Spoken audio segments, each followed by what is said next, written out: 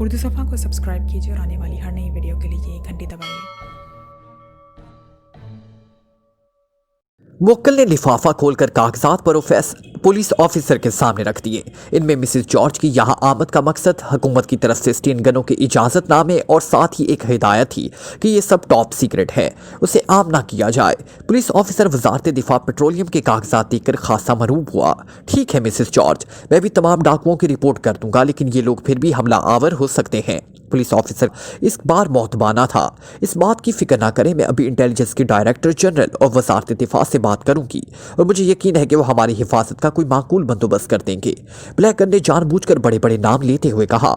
ओह ठीक है, बहरहाल कोई नुकसान तो नहीं हुआ? पुलिस ऑफिसर ने उठते हुए कहा। वो वाकई बेहद मरूब हो चुका था। नहीं, कोई नुकसान नहीं हुआ। वैसे बेहतर यही है कि आप सिर्फ सादा सी रिपोर्ट लिख लें ताकि ये बात आम ना हो, ब्लैकगन ने कहा। ठीक है, मैं ख्याल रखूंगा, पुलिस ऑफिसर ने कहा और फिर वो तेजी से बाहर निकल गया और चंद लम्हों बाद पुलिस फोर्स बाहर निकल आई और ब्लैकगन ने इत्मीनान का तवील सांस लिया। इसके पहले से बनाए हुए जाली कागजात आज काम आ गए थे, वरना पुलिस वाले इतनी आसानी से भला क्यों जान छोड़ते थे। मुवक्किल, हमें अब जल्द से जल्द ये जगह छोड़ देनी चाहिए। तुम इसका इंतजाम करो, मैं जरा राशील की खबर ले लूं, ब्लैकगन ने कहा और मुवक्किल सर हिलाता हुआ एक तरफ बढ़ गया। लेकिन थोड़ी देर बाद ब्लैकगन भागती हुई आई। उसके चेहरे पर शदीद परेशानी के आसार थे। गजब हो गया मुवक्किल, हमारे जबरदस्त हमें डॉच दे दिया गया। फायरिंग की आड़ में वो लोग राशील को ले उड़े हैं, ब्लैकगन ने कहा। राशील को ले उड़े हैं? मगर कैसे? राशील तो अंदर था, मुवक्किल ने हैरत भरे लहजे में कहा। रस्सियां कटी पड़ी हैं और राशील गायब है। इसका मतलब यही हो सकता है कि सामने के रुख पर मैडम अशमारा ने हमें उलझाए रखा और पिछली तरफ से दाखिल होकर वो राशील को ले उड़े, ब्लैकगन ने जवाब दिया। हाँ, ऐसा ही हुआ है, मुवक्किल ने सर हिलाते हुए कहा। बहरहाल राशील से मज़ीद मालूमात मुहैया होनी मुश्किल थी, इसलिए हमें कोई ज़्यादा नुकसान नहीं हुआ। अब मेरा ख्याल है कि हमें हेडक्वार्टर बदल कर खुद ही इस मिशन की तकमील के लिए काम करना चाहिए, ब्लैकगन ने टहलते हुए कहा। लेकिन मैडम अशमारा के आदमियों को मैं इतना ज़हीन नहीं समझता कि वो इस तरह हमें डॉच दें। ये तो बड़ी जहालत से प्लान बनाया गया है, जबकि मैडम अशमारा तो डायरेक्ट एक्शन की गाइल हैं। वैसे भी अगर उसे हमारा इल्म होता तो यकीनन राशील को छुड़ाने के साथ साथ वो हमारे खात्मे की भी कोशिश करती। लेकिन यहाँ ऐसा महसूस होता है कि हमला आवरों का मकसद सिर्फ राशील को ले जाना था, मुवक्किल ने कुछ सोचते हुए कहा। तुम्हारी बात दुरुस्त हो सकती है, लेकिन राशील से और किसी को क्या दिलचस्पी हो सकती है कि वो इतना बड़ा प्लान बनाकर राशील को ले उड़े, ब्लैकगन ने दांतों से होंठ काटते हुए जवाब दिया। मुझे यकीन है कि मैडम अशमारा की बजाय किसी और पार्टी का काम है। बहरहाल मैं तहकीकात कराता हूँ, अगर राशील मैडम अशमारा के पास वापस पहुँच गया तो फिर जाहिर है ये उसी का काम होगा, वरना हम किसी और पार्टी का सोचेंगे, मुवक्किल ने कहा। हाँ, ये दुरुस्त है, इसे सही सूरत हाल का इल्म होगा। और हाँ, वो इमरान के साथी के बारे में क्या रिपोर्ट है? अगर हमें खुद मिशन मुकम्मल करना पड़ा तो हमें पहले इसका बंदोबस्त करना होगा, ब्लैकगन ने चौंकते हुए कहा। इसकी फिल्म बन रही होगी, अगर आप चाहें तो उसे देख लें जब तक मैं यहाँ से मुंतकली का इंतज़ाम ना कर लूँ, मुवक्किल ने जवाब दिया। ठीक है, तुम इंतजामात करो, मैं प्रोजेक्टर रूम में उसे देखती हूँ, शायद कोई काम की बात पता चल सके, ब्लैकगन ने कहा और मुवक्किल सर हिलाता हुआ उसके साथ प्रोजेक्टर रूम की तरफ बढ़ता चला गया ताकि वहाँ इस फिल्म के दिखाए जाने के इंतजामात की हिदायत दे, जिसका आला टाइगर की मोटरसाइकिल पर लगाया गया था, और फिर खुद वापस चला गया। ब्लैकगन ने स्क्रीन के सामने कुर्सी पर बैठ गई और चंद लम्हों बाद फिल्म ऑन हो गई और स्क्रीन पर इस नौजवान को जिसे अगवा करके छोड़ा गया था मोटरसाइकिल पर सवार ज़राई फार्म से बाहर निकलते देखा। नौजवान सीधा झील के कैफ़े में पहुंचा और फिर मोटरसाइकिल को बाहर खड़ा करके वो कैफ़े के अंदर चला गया। उसके बाद वो कैफ़े से खूबसूरत और जवान लड़की के हमरा बाहर आया और फिर वो झील की तरफ बढ़ गए। वो इस वक्त तक तो नजर आते रहे जब तक आले का विजन उन्हें कैच करता रहा, फिर वो नजरों से ओझल हो गए और मैडम सोचने लगी कि मोटरसाइकिल की बजाय आई विजन बटन अलग से इस नौजवान के जिस्म में सी दिया जाता तो ज्यादा मालूमात मिल सकती थी। अब तो मामला सिर्फ मोटरसाइकिल तक ही महदूद रह गया और फिर इस वक्त तक इंतजार करते रही जब तक वो दोनों वापस मोटरसाइकिल के पास ना पहुंच गए और फिर वो दोनों ही मोटरसाइकिल पर बैठ गए और मोटरसाइकिल खासी तेज रफ्तारी से शहर की तरफ बढ़ता चला गया। इस गैर मुल्की का हुलिया क्या था जिसने ये अंगूठी तुम्हें दी है? अचानक नौजवान ने पीछे बैठी हुई लड़की से पूछा। लंबा चौड़ा खूबसूरत जवान था, बाल सुनहरे थे, आंखें नीली थी और उसके चेहरे पर एक खास बात थी कि दाएं गाल पर एक लंबा सा जख्म का निशान था और ऐसा ही एक निशान उसकी ठोड़ी पर था, लेकिन इन निशानों की वजह से वो बदसूरत नहीं लग रहा था, लड़की ने जवाब दिया। और मैडम जो बैठी ये सारी गुफ्तगू सुन रही थी बुरी तरह चौंक पड़ी, क्योंकि गैर मुल्की का हुलिया जो लड़की ने बताया था वो हूबहू राशील का हुलिया था। हाँ, जाहिर है बदसूरत क्यों लगता। नौजवान ने मुस्कुराते हुए जवाब दिया और लड़की भी बेइख्तियार हंस पड़ी। मगर तुम इस अंगूठी का क्या करोगे? अचानक लड़की ने पूछा। कहा तो है तुम्हारी निशानी के तौर पर रखूंगा, शायद इस बहाने तुम अपने फ्लैट पर ही इस गैर मुल्की की तरह मुझे बुला लो, नौजवान ने कहा। बड़े शरीर हो तुम, वैसे तुम अच्छे दोस्त हो। कल फिर झील पर मिलने की बजाय मेरे फ्लैट पर ही आ जाओ, मैं तुम्हारी लाई हुई साड़ी पहनकर तुम्हें दिखाऊंगी भी और फिर इस साड़ी पर हम सैर करने चलेंगे, लड़की ने जवाब दिया। ओह शुक्रिया, फिर मैं कल फ्लैट पर ही आ जाऊंगा, मगर मुझे तुम्हारे फ्लैट का पता ही नहीं, नौजवान ने कहा। फ्लैट नंबर 10 विलिंगटन रोड, लड़की ने पता बताते हुए कहा। 10 नंबर, ये फ्लैट तो मुझे याद रहेगा, नौजवान ने हंसते हुए जवाब दिया और लड़की फिर हंस पड़ी। फिर लड़की एक चौक पर मोटरसाइकिल से उतर गई और नौजवान मोटरसाइकिल दौड़ाता हुआ आखिरकार होटल शबाना के कंपाउंड में दाखिल हुआ और उसने मोटरसाइकिल पार्किंग में छोड़ा।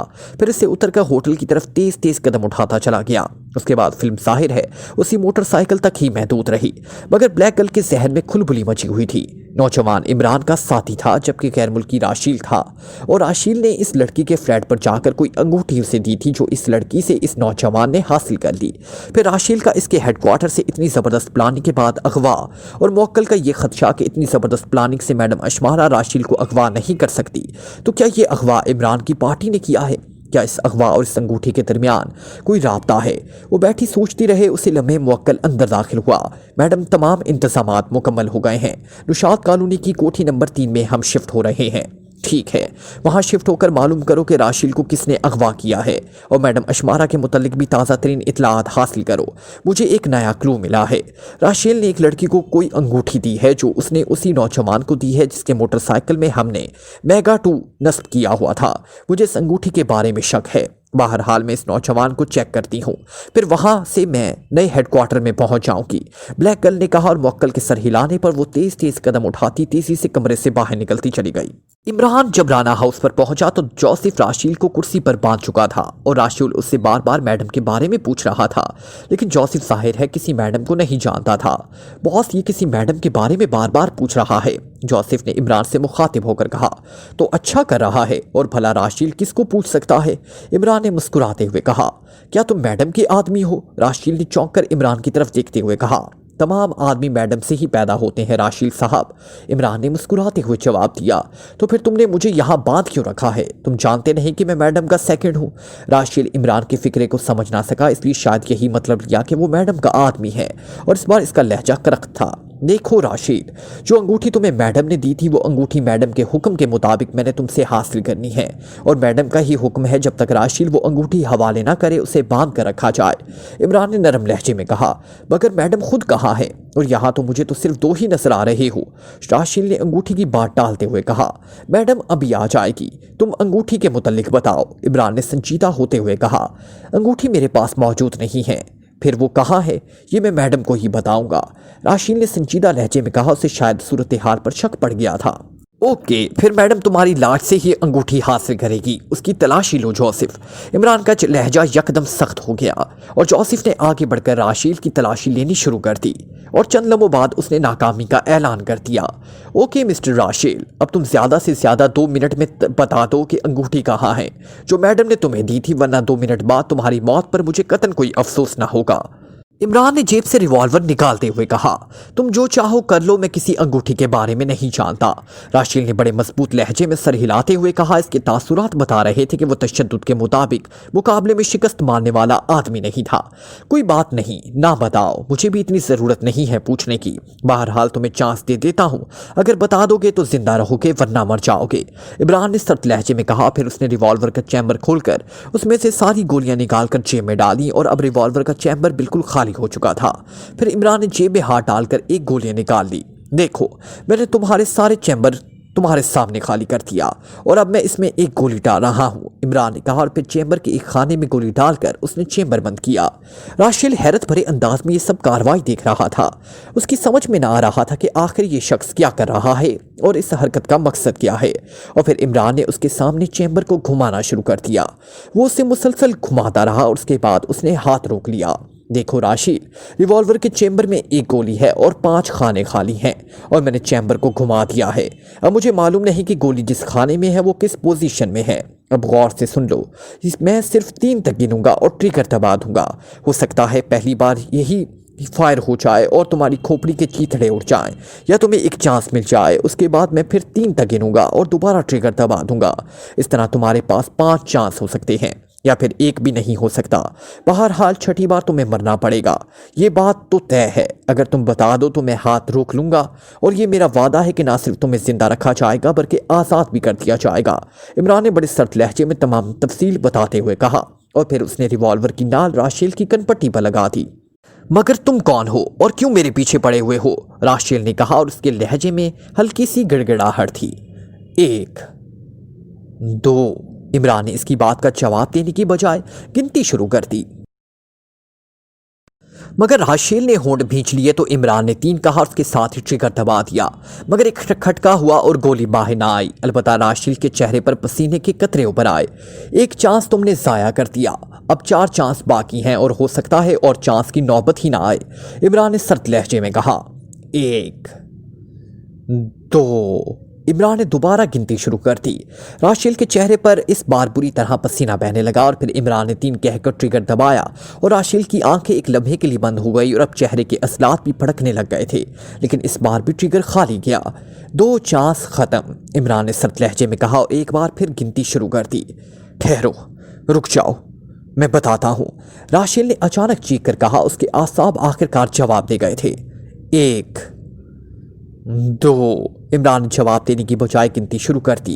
अंगूठी मैंने एक लड़की मार्गरेट जॉलिन को दे दी थी। उसका पता विलिंगटन रोड है। वो रॉबर्टसन्स में पीए तो 2 डायरेक्टर है। राशेल ने तेज लहजे में बताना शुरू कर दिया ताकि इमरान 3 तक ना पहुंच जाए। ऐसे लोग जो बेहद मजबूत आसाब के मालिक हों, उनके आसाब जब जवाब दे जाते हैं तो फिर वो बिल्कुल ही ख़त्म हो जाते हैं। इनसे फिर झूठ नहीं बोला जाता, इसलिए इमरान को यकीन था कि वो दुरुस्त कह रहा होगा। मगर क्यों? इमरान ने 3 कहने की बजाय सख्त लहजे में कहा।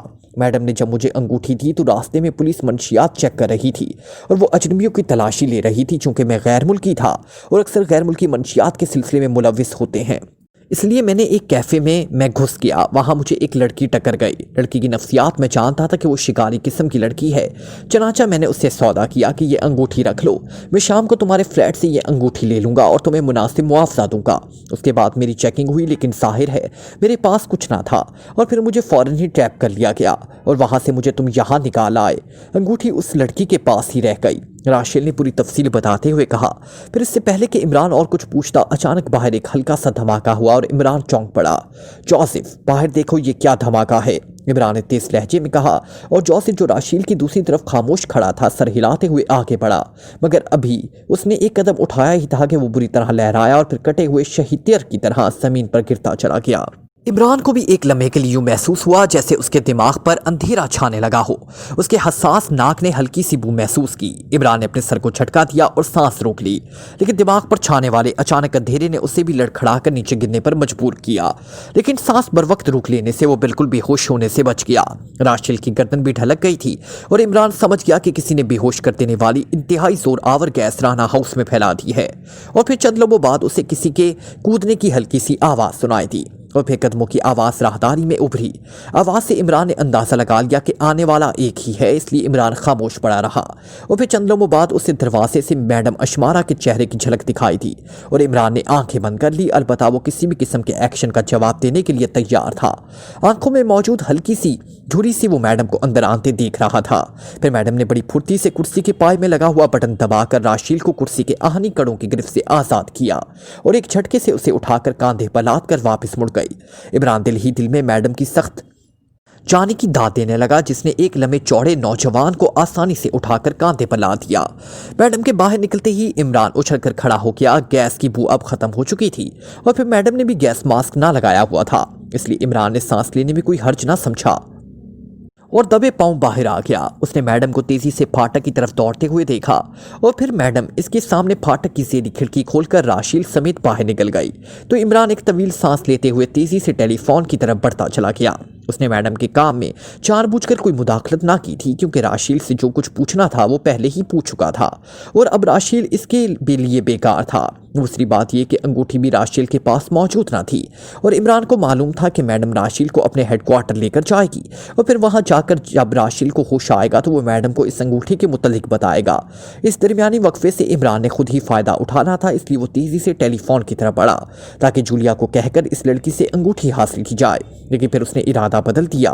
वो खुद इस लड़की से अंगूठी हासिल करना चाहता था, क्योंकि उसे ये तो इल्म हो गया था कि मैडम जिस मिशन पर यहाँ आई है इस मिशन की फिल्म इस अंगूठी में मौजूद है। इसलिए जाहिर है अब मसला सिर्फ अंगूठी का हसूल था और चूंकि अंगूठी गैर मामूली अहमियत की हामिल थी इसलिए वो खुद उसे हासिल करना चाहता था। हो सकता था कि जूलिया कामयाब ना रहती और फिर भी जाहिर है कि मैडम भी सामने आ जाती, लेकिन उसके साथ साथ उसे ये ख्याल भी कर रहा था कि मैडम आखिर कैसे यहाँ तक पहुँच गई। लेकिन फिलहाल उसने इस ख्याल को जहन से झटक दिया। उससे पहले अंगूठी पर कब्जा जमाना था। चनाचा वो तेजी से वापस मुड़ा, मगर उसी लम्हे टेलीफोन की घंटी बज उठी। उसने मुड़कर रिसीवर उठा लिया। राना तहूर अली संदूक स्पीकिंग। इमरान ने जानबूझकर राना का नाम लिया ताकि अगर कॉल गैर मुतल्लिक आदमी की तो उससे टाला जा सके। इमरान साहब, मैं ताहिर बोल रहा हूँ। उसी तरफ से ब्लैक जीरो की आवाज़ सुनाई थी। बोलो भाई बोलो, तुम्हारा काम ही बोलना है, ये तो हम ही हैं जिन्हें बोलने ही कोई नहीं देता। इमरान ने बड़े संजीदा लहजे में कहा। इमरान साहब, मैं सर सुल्तान साहब के पास गया हुआ था, उन्होंने एक पुराने केस की फाइल तलब की है। अब वापस आया हूँ तो टेलीफोन की टेप पर टाइगर का पैगाम मौजूद था। उसने पैगाम दिया है कि इमरान साहब इससे फ़ौरन राब्ता करें, उसके पास कोई अहम अंगूठी है। चनाचा मैंने आपको कॉल कर दिया। ब्लैक जीरो ने तफसील बताते हुए कहा। टाइगर के पास अंगूठी? अच्छा ठीक है, मैं उससे बात कर लेता हूँ, इमरान ने कहा और हाथ बढ़ाकर कुरिडलर रख दिया। वो हैरान था कि टाइगर किस अंगूठी की बात कर रहा है, क्योंकि जाहिर है मैडम अशमारा की अंगूठी से तो उसका कोई ताल्लुक नहीं हो सकता। बहरहाल उसने टाइगर के नंबर घुमाने शुरू कर दिए। हेलो, दूसरी तरफ से टाइगर की आवाज़ सुनाई दी। इमरान बोल रहा हूँ, कौन सी अंगूठी है तुम्हारे पास? इमरान ने संजीदा लहजे में पूछा। बॉस, एक अजीब साख्त की अंगूठी मुझे मिली है। मुख्तसर बात यह कि मेरी एक दोस्त लड़की है मार्गरेट जोलेन, उसे गैर मुल्की ने। टाइगर ने तफसील बतानी शुरू कर दी। वो अंगूठी अब भी तुम्हारे पास है? इमरान ने मार्गरेट जोलेन का नाम सुनते ही उसकी बात कथा करते हुए तेज लहजे में कहा। जी हाँ बॉस, टाइगर ने जवाब दिया। फौरन इस अंगूठी को हिफाजत से लेकर मेरे पास राना हाउस में पहुंच जाओ, बेहद हिफाजत से लेके आना और फौरन, इमरान ने सख्त लहजे में कहा। बेहतर मैं अभी पहुंच रहा हूं, टाइगर ने जवाब दिया। ओके, इमरान ने कहा और फिर एक झटके से रिसीवर रख दिया। हैरत अंगेज इत्तेफाक था कि जिस अंगूठी के पीछे सब लोग भाग रहे हैं वो एक गैर मुतल्लिका आदमी के पास पहुंच गई है। इमरान ने सारी कहानी का अंदाजा लगाया था कि राशिल ने अंगूठी पुलिस की अचानक चेकिंग से बचने के लिए मार्गरेट जोलिन के हवाले कर दी, लेकिन वो उसे वापस ना ला सका क्योंकि ब्लैक गर्ल ने उसे ट्रैप कर लिया। इधर मार्गरेट जोलिन ने दोस्ती के चक्कर में अंगूठी टाइगर के हवाले कर दी, या फिर टाइगर ने इसकी अजीब साख्त भांप ली होगी, इसलिए उसने वो इससे मदद हासिल कर ली और अब अंगूठी इमरान के पास पहुंच जाएगी और मैडम अशमारा का सारा मिशन टाएं टाएं फिश होकर रह जाएगा। वो सोच रहा था कि इतना आसान केस तो शायद ही उससे कभी डील किया हो। यही सोचता हुआ वो जोसेफ वाले कमरे की तरफ बढ़ता चला गया ताकि इस दियो को होश में ला सके। हेडक्वार्टर पहुंचते ही मैडम ने सबसे पहला काम राशिल को होश में आने का किया। वो चंद लम्हों बाद कोशिश के बाद राशिल ने आंखें खोल दी। आंखें खोलते ही जब उसकी नजरें मैडम अशमारा पर पड़ी तो वो उछल कर बैठ गया। शुक्र है मैडम, आपकी शक्ल तो नजर आई, राशिल ने इत्मीनान के एक तवील सांस लेते हुए कहा। वो W3 टाइप अंगूठी कहाँ है जो मैंने तुम्हें प्लाजा में दी थी? तुम्हारी जेबों से तो नहीं निकली? मैडम ने सख्त लहजे में कहा। मैडम, आपसे अंगूठी लेने के बाद मैं पुलिस चेकिंग में फंस गया। वहां से अंगूठी बचाने के लिए मैंने उसे एक मकामी लड़की के हवाले कर दिया, लेकिन बाद में मुझे ब्लैक गर्ल ने ट्रैप कर लिया। ब्लैक गर्ल उसे मुझे एक नौजवान और एक हबशी ले उड़ा और अब आपके सामने होश आया है, राशिल ने जवाब देते हुए कहा। वो लड़की कौन थी? इसका पता बताओ, मैडम ने दांत भींचते हुए गुस्सेले लहजे में कहा।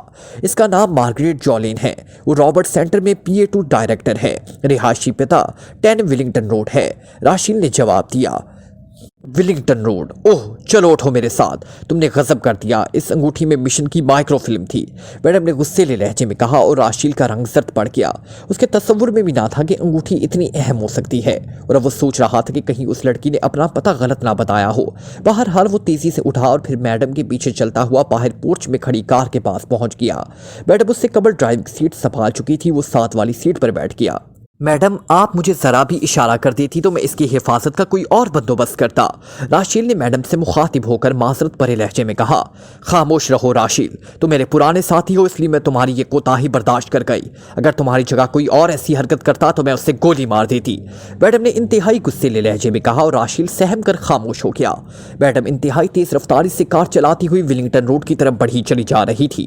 विलिंगटन रोड के बारे में वो पहले से जानती थी, क्योंकि वहां एक होटल है। वो सबसे पहले आकर वहीं ठहरी थी और थोड़ी देर बाद वो विलिंगटन रोड पर पहुंच गई और थोड़ी देर बाद उसने 10 नंबर बिल्डिंग के सामने कार रोक दी और फिर वो दोनों तेजी से दौड़ते हुए बिल्डिंग के अंदर दाखिल होते चले गए। बिल्डिंग 4 मंजिला थी और उसके आउट गेट पर ही लेटर बक्सों की कितारें लगी हुई थी, जिन पर हर एक का नाम लिखा हुआ था। और थोड़ी देर बाद उन्होंने मार्गरेट जूलियन का नाम ढूंढ लिया। इसका फ्लैट दूसरी मंजिल पर 40 नंबर था। चनाचा वो दूसरी तरफ तेजी से सीढ़ियां चढ़ते हुए दूसरी मंजिल पर पहुंच गई। 40 नंबर के फ्लैट का दरवाजा बंद था। मैडम ने बड़ी आहिस्तगी से दरवाजा खटखटाया। उसका जी तो चाहता था कि एक ही झटके से दरवाजा तोड़ डाले, लेकिन वो साथ वाली फ्लैटों के मकीनों को जगाना ना चाहती थी। पहली दस्तक का जवाब कोई ना आया तो मैडम ने जरा जोर से दस्तक दी और दूसरे लम्हे कमरे में बत्ती जल गई। कौन है? चंद लम्हों बाद नींद से भरी हुई एक नुस्वानी आवाज सुनाई थी और राशिल ने आवाज सुनकर इत्मीनान का सांस लिया, क्योंकि आवाज उसी लड़की की थी जिसको इसने अंगूठी दी थी। दरवाजा खोलो मार्गरेट, हम दोस्त हैं, मैडम ने बड़े शीरीं बड़े लहजे में कहा। और शायद ये नुस्वानी आवाज का असर था कि दरवाजा खुलता चला गया और फिर दरवाजे पर मार्गरेट की शक्ल नजर आई। वो नाइट सूट में मलबूस था। दरवाजा खुलते ही मैडम उसे धकेलती हुई अंदर दाखिल हो गई। राशिल भी इसके पीछे था। ओह तुम, लेकिन तुमने तो शाम को आने के लिए कहा था, मार्गरेट ने राशिल को देखते हुए कहा। मैं शाम को नहीं आ सका, अब आ गया हूँ। वो अंगूठी दो और अपना इनाम लो, राशिल ने कहा। मैडम खामोश खड़ी थी। अंगूठी? वो तो मैंने एक दोस्त को दे दी। मैंने समझा कि शायद तुमने मेरे साथ शरारत की है, मार्गरेट ने उलझे हुए लहजे में कहा। किस दोस्त को दी है? मैडम ने सख्त लहजे में पूछा। मगर तुम कौन हो मुझसे पूछने वाले? मार्गरेट ने शायद मैडम के सख्त लहजे का बुरा मानना था, मगर दूसरे लम्हे उसके हलक से चीख निकल गई और मैडम का एक जोरदार थप्पड़ उसके चेहरे पर पड़ा और वो उछलकर बिस्तर पर जा गिरी। बिस्तर पर गिरते ही वो तेजी से उठकर दूसरे लम्हे वो सहम गई। मैडम के हाथ में लंबी नाल वाला खौफनाक रिवॉल्वर नजर आ रहा था। जल्दी बताओ, किस दोस्त को तुमने अंगूठी दी और वो कहाँ रहता है? मैडम ने गुस्से से चीखते हुए कहा। वो होटल शबाना, आसिफ रोड में रहता है। इसका नाम टाइगर है, मार्गरेट ने चेहरे पर हाथ रखते हुए जवाब दिया। होटल में रहता है? क्या वो कहीं बाहर से आया है? मैडम ने चौंक कर पूछा। नहीं, मकामी है, लेकिन रहता होटल में है। उसने तो मुझे नहीं बताया था, लेकिन मैंने टैक्सी से ताकुब करके उसका पता मालूम कर लिया। मैं दरअसल उसकी माली हैसियत का अंदाज़ा लगाना चाहती थी। हम आज पहली बार झील पर मिले थे, फिर उसने मुझ पर चौक पर मुझे छोड़ दिया। मैंने टैक्सी में इसकी मोटरसाइकिल का ताकुब किया और इस तरह मुझे पता चल गया कि वो होटल शबाना में रहता है। फिर मैंने वहाँ एक वेटर से पूछ-कुछ की तो पता चला कि वो मुस्तकिल तौर पर वहीं रिहाइश पजीर है। इसका कमरा नंबर 120 दूसरी मंजिल है, मार्गरेट ने तफसील बताते हुए कहा। मगर तुमने उसे अंगूठी क्यों दी? मैडम ने पूछा और जवाब में मार्गरेट ने झील पर होने वाली तमाम गुफ्तगू उसे सुना थी। ठीक है, अगर अंगूठी उससे ना मिली या तुमने झूठ बोला तो मैं तुम्हारी एक एक हड्डी तोड़ दूंगी, मैडम ने इंतहाई सख्त लहजे में धमकी देते हुए कहा और फिर वो तेजी से दरवाजे की तरफ मुड़ गई। राशिल जो खामोश खड़ा था, उसने मैडम की पैरवी की और चंद लम्हों बाद मैडम की कार होटल शबाना की तरफ उड़ी चली जा रही थी। टाइगर ने रसीवर रखा और फिर कपड़े बदलने के लिए वो बाथरूम में चला गया, क्योंकि इमरान के फोन आने के वक्त वो नाइट सूट पहने बिस्तर में दुबका किताब पढ़ने में मसरूफ था। उसे खुशी इस बात की थी कि जिस अंगूठी को उसने सिर्फ अपने तजस्सुस की वजह से हासिल किया, वो इमरान के लिए बेहद अहम निकली। लिबास बदलने के बाद उसने खास तौर पर मेज की दराज से अंगूठी निकालकर उसे कोट की जेब में डाला और फिर कमरे पर एक सरसरी नजर डालकर दरवाजे की तरफ बढ़ने ही वाला था कि दरवाजे पर दस्तक हुई। कम इन, टाइगर ने कहा। वो समझा था कि वेटर चाय के बर्तन लेने आया है, मगर दरवाजा खुलते ही वो हैरत से चौंक पड़ा, क्योंकि दरवाजे पर एक गैर मुल्की नौजवान लड़की खड़ी गौर से उसे देख रही थी। लड़की खासी खूबसूरत थी, लेकिन उसके चेहरे पर खूबसूरती के साथ साथ सर्द महरी के तासुरात नुमाया थे। तुम्हारा नाम टाइगर है, लड़की ने कमरे के अंदर कदम रखते हुए बड़े स्पाट लहजे में कहा। हाँ, मेरा नाम टाइगर है, फरमाइए, टाइगर ने हैरत भरे लहजे में जवाब देते हुए कहा। वो इस गैर मुल्की लड़की की इस तरह अचानक आमद और फिर अपना नाम तक जानने का पस मंजर ना समझ सका था। लड़की ने इसका जवाब सुनते ही बड़े मुतमईन अंदाज में सर हिलाया और फिर मुड़कर ना सिर्फ दरवाजा बंद कर दिया, बल्कि उसकी चटखनी भी चढ़ा दी। टाइगर की छठी हिस्स ने फौरन ही खतरे का अलार्म बजाया। चनाचा उसका हाथ बिजली की सी तेजी से जेब में किया और जब गैर मुल्की लड़की दरवाजा बंद करके वापस मुड़ी तो टाइगर के हाथ में रिवॉल्वर देकर ठटक गई। क्या मतलब, ये तुमने रिवॉल्वर और क्यों निकाला है? गैर मुल्की लड़की के चेहरे पर हैरत के आसार थे। पहले बताओ कौन हो तुम और मेरा नाम कैसे जानती हो? टाइगर ने सख्त लहजे में कहा। सबसे अहम सवाल तो तुमने पूछा ही नहीं कि मैं यहाँ क्यों आई हूँ। गैर मुल्की लड़की ने बड़े मुतमईन लहजे में जवाब देते हुए कहा। हाँ बताओ, टाइगर ने रिवॉल्वर का ऊंचा करते हुए कहा। सुनो टाइगर, मार्गरेट जोलिन को मेरे एक दोस्त राशिल ने एक अंगूठी दी थी, लेकिन उसे अचानक मुल्क से बाहर जाना पड़ा। चूंकि वो अंगूठी वापस लेने ना आ जा सका, इसलिए मुझे हिदायत की कि मैं उसे अंगूठी हासिल कर लूँ। मैं इसके पास गई तो उसने बताया कि वो अंगूठी तुम्हें दे चुकी है। चनाचा मैं तुम्हारे पास पहुंच गई। तुम वो अंगूठी मुझे दे दो ताकि मैं उसे राशिल तक पहुंचा दूं। गैर मुल्की लड़की ने बड़े मुतमईन लहजे में कहा। मार्गरेट जोलिन, मैं किसी मार्गरेट जोलिन को नहीं जानता और ना किसी ने मुझे अंगूठी दी है। टाइगर ने स्मार्ट लहजे में जवाब देते हुए कहा। ओह ये बात है, लेकिन उसने तुम्हारे मुतलिक बताया था। मेरे दोस्त राशिल के लिए ये अंगूठी बेहद अहम है। मैंने देखा है कि तुम नौजवान भी हो और अकेले भी रहते हो, इसलिए मैंने सोचा कि फिर रात भी तुम्हारे साथ बसर कर लूं। सुबह अंगूठी भी लेती जाऊंगी, लेकिन अगर तुम कहते हो कि तुम्हारे पास अंगूठी नहीं है तो ठीक है, मैं दोबारा मार्गरेट से जाकर पूछती हूँ। गैर मुल्की लड़की ने मायूसाना लहजे में कहा, फिर दरवाजे की तरफ मुड़ गई। टाइगर बेइख्तियार मुस्कुरा पड़ा, क्योंकि गैर मुल्की लड़की ने अपने तौर पर रात बसर करने का कहकर एक बहुत बड़ी ऑफर की थी। लेकिन अव्वल तो टाइगर इस खामाश का ही ना था। वो अब तो जाहिर है जब इमरान के लिए अंगूठी अहम है तो फिर तो वो ऐसा सोच भी ना सकता था। गैर मुल्की लड़की ने बड़े ढीले हाथों चटखनी गिराई और टाइगर भी मुतमईन हो गया, लेकिन रिवॉल्वर बदस्तूर उसके हाथ में था। मगर उसी लम्हे गैर मुल्की लड़की बिजली की सी तेजी से मुड़ी और दरवाजे दूसरे लम्हे खटक की आवाज उभरी और रिवॉल्वर टाइगर के हाथों से निकलकर दूर कमरे के कोने में जा गिरा। लड़की के हाथों में एक छोटा सा साइलेंसर लगा रिवॉल्वर चमक रहा था और जाहिर है लड़की का निशाना भी बेखता था, क्योंकि उसने मुड़ते ही फायर किया था और गोली ठीक टाइगर के रिवॉल्वर की नाल पर पड़ी थी। वो अंगूठी मेरे हवाले कर दो, वरना दूसरी गोली तुम्हारे दिल में लगेगी और फिर वो अंगूठी मैं खुद ही हासिल कर लूंगी। इस बार लड़की का लहजा बेहद करक था। तुम्हें गलत फहमी हुई है, मेरे पास कोई अंगूठी नहीं है, टाइगर ने अपने आप को संभालते हुए कहा। तो ठीक है, फिर तुम आराम करो, अंगूठी मैं खुद ही तलाश कर लूंगी, लड़की ने बड़े सफाक लहजे में कहा। दूसरे लम्हे उसकी उंगली ट्रिगर पर दबती चली गई, लेकिन उससे पहले कि गोली रिवॉल्वर की नाल से बरामद होती, टाइगर अपनी जगह छोड़ चुका था और गोली उसके जिस्म के बिल्कुल करीब से होती हुई सामने खिड़की की चौखट पे लगी। टाइगर ने लड़की को दूसरी गोली चलाने की मोहलत ही ना दी और वो किसी भूखे उकाब की तरह उड़ता हुआ लड़की से जा टकराया। लड़की ने बड़ी फुर्ती से झुकाई देकर उसके वार से बचने की कोशिश की, लेकिन टाइगर ने हवा में ही अपना रुख बदल लिया, इसलिए वो मुड़कर अपने साथ लेता हुआ पूरी कुव्वत से दरवाजे से जा टकराया। मगर लड़की भी इंतहाई फुर्तीली साबित हुई। उसने तेजी से पहलू बदला और फिर टाइगर समेत वो उछलकर फर्श पर जा गिरी। इस बार टाइगर नीचे था। टाइगर ने दोनों घुटनों की मदद से उसे उछालना चाहा, मगर लड़की ने इंतहाई फुर्ती से सर के भरपूर टक्कर टाइगर के सीने पर मारी और एक लम्हे के लिए टाइगर को अपना सांस रुकता हुआ महसूस हुआ, मगर दूसरे लम्हे उसने अपने आप को संभाल लिया। इस लड़की के दोनों बाजू पकड़े और मछली की तरह उसके जिस्म के नीचे से फिसलता चला गया। लड़की को मजबूरन सर के बल कलाबाजी खानी पड़ी और इस तरह वो पुश्त के बल जमीन पर जा गिरी और टाइगर ने इंतहाई फुर्ती से उसके बाजू छोड़े और फिर उछलकर सीधा हो गया। मगर उसी लम्हे लड़की तेजी से करवटें बदलती चली गई और उसकी एक लात पूरी कुव्वत से टाइगर की पिंडी पर पड़ी और टाइगर चीख मारकर घुटनों के बल नीचे गिरता चला गया। उसी लम्हे जमीन पर लेटे ही लेटे लड़की स्प्रिंग की तरह उछली और उसके दोनों पैर इकट्ठे होकर नीचे गिरते हुए टाइगर की ठोड़ी पर पूरी कुव्वत से पड़े और टाइगर उछलकर पिछली दीवार से जा टकराया। लड़की बिजली की सी तेजी से खड़े हो गई और फिर टाइगर के दिमाग में सवार होती चली गई, लेकिन लड़की से मार खा जाने का तस्वुर ही इसके लिए होलनाक था। चनाचा दीवार से टकराकर उसने अपने जिस्म को समेटा और दूसरे लम्हे वो अपने आप को गोली की तरह उड़ता हुआ लड़की के सीने से टकरा गया और लड़की उछलकर बिस्तर पर जा गिरी। टाइगर ने जमीन पर पैर रखते ही इंतहाई तेजी से उल्टी कलाबाजी खाई।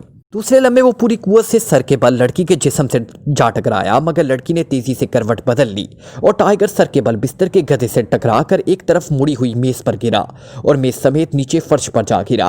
उसने नीचे गिरते ही तेजी से उठने की कोशिश की, लेकिन उसी लम्हे लड़की का हाथ बिजली की सी तेजी से हरकत में आया और शीशे का बना हुआ भारी एश ट्रे जो टाइगर ने बिस्तर की दाएं तरफ रखा हुआ था पूरी कुव्वत से टाइगर के सर पर पड़ा और टाइगर के दिमाग पर अंधेरे छाते चले गए। टाइगर ने सर को झटक कर अपने आप को संभालना चाहा, मगर उसी लम्हे लड़की ने इंतहाई फुर्ती से टेबल लैंप की तार टाइगर की गर्दन के गिर्द लपेटकर उसे जोर से कस दिया और टाइगर ने तार में हाथ डालकर उसे अलहदा करने की कोशिश की और लड़की की जोर लगाने और टाइगर के जोर से मिलकर अचानक तार को तोड़ दिया और दूसरे लम्हे टाइगर के हलक से चीख निकल गई। तार टूटकर उसके हाथ से टकरा गई थी और चूंकि टेबल लैंप जल रहा था इसलिए बिजली की रूह उसकी जिस्म में सरायत करती चली गई और टाइगर को इतना जोरदार झटका लगा कि उसका जिस्म मफलूज होता चला गया। लड़की ने बड़ी फुर्ती से एक तरफ पड़ा हुआ शीशे का भारी एशट्रे उठाया और फिर वो पूरी कुवत से लगातार से टाइगर के सर पर सरबे लगाती चली गई और फिर टाइगर को संभलने का मौका ही ना मिल सका और उसका दिमाग अंधेरों में डूबता चला गया। मैडम अशमारा ने कार होटल शबाना के पोर्च में रोकी और फिर वो दरवाजा खोलकर तेजी से नीचे उतर आई। राशिल भी नीचे उतर आया था और वो दोनों एक दूसरे के पीछे चलते हुए मेन गेट से होटल के हाल में दाखिल हुए।